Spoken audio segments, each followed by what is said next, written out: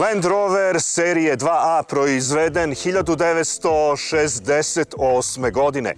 Zahvaljujući brojnim pojavljivanjima na filmu i televiziji, baš ova konfiguracija pada na pamet najvećem broju ljudi kada kažete klasičan Land Rover.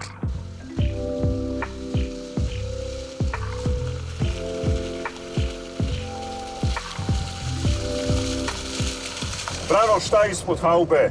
Ispod haube dizel motor uveden 1961. godine, zapremine 2250 kubika sa 67 konjskih snaga, 142 Nm obratnog momenta, bazira na benzinskom agregatu.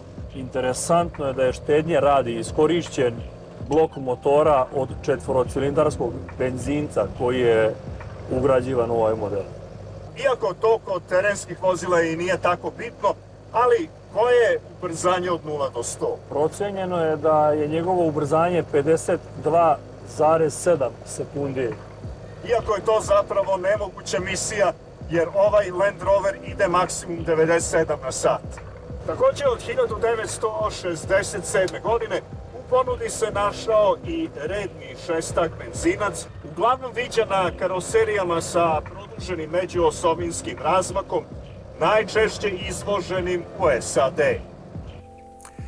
Te 1968. kompanija Land Rover obeležava 2 decenije postojanja i 600.000 proizvedenih vozila, od čega je čak 70% otišlo za izvoz.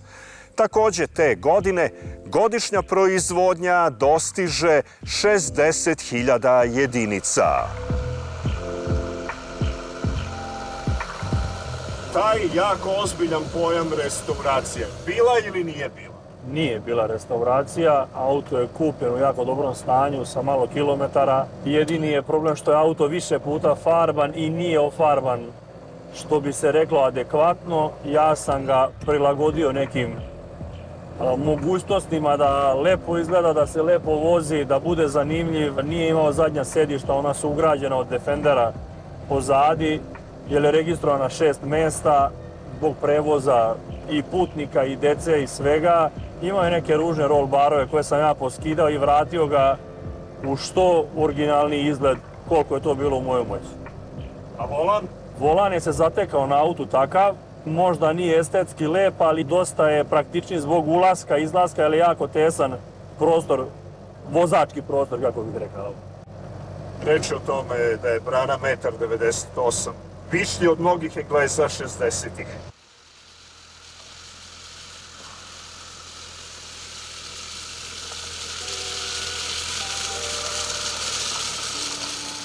Svaki detalj na ovome terencu je robustan, pa i najsitniji. Znaš o čemu govorim? O sijalici. Sijalica je fabrička njegova i ispravno je radi za divno čudo. Proizvedena 68. Zavrnuta 68. i evo još uvek radi krajem 2025. Tako je. Grejanje je praktično, deluje kao da je naknadno ugrađeno u kabinu, ali je fabrički, jako je masivno. Kad je dole zatvoreno, pali se ovdje na ovaj mali potenciometar, greje tu ispred da suši stakle i šoferku, ali ima mogućnost dole otvaranjem ovih klapni da greje i vozača i suvozača. U korporativnom svetu nije redak slučaj da se svaki uspeh kažnjava, pogotovo ako se tu još umešaju i političari. Uprkos sjajnim prodajnim rezultatima, pod pritiskom britanske vlade, Land Rover je bio primoran da se utopi u Leyland korporaciju, čiji je inače zadatak bio da ojača ostrvsku autoindustriju. Naravno, dogodila se potpuno obratna stvar.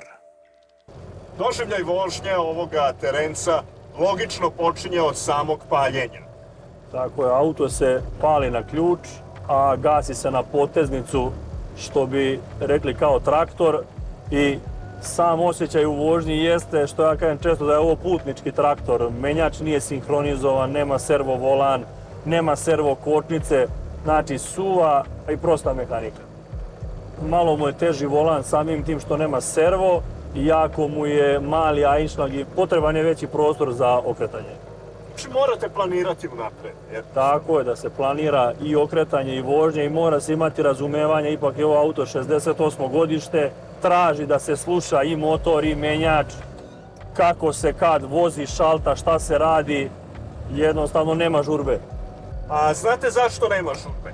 Nema zato što je ovde prisutni Brana dovoljno bitan čovjek da ne mora zbog vas tu da se žuri nešto. Tako je. Da se nakratko vratimo na onu malopređašnju brojku od 60.000 primeraka.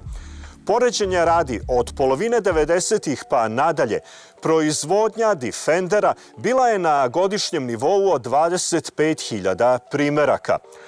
Slobodno mogu da kažem da tokom 60. godina između pojma terensko vozilo i Land Rover je globalno stajao znak jednakosti. Primera radi, u Australiji je u to vreme čak 90% vozila sa 4x4 pogonom bilo marke Land Rover. Drugim rečima, vidimo se na nekom off-roadu.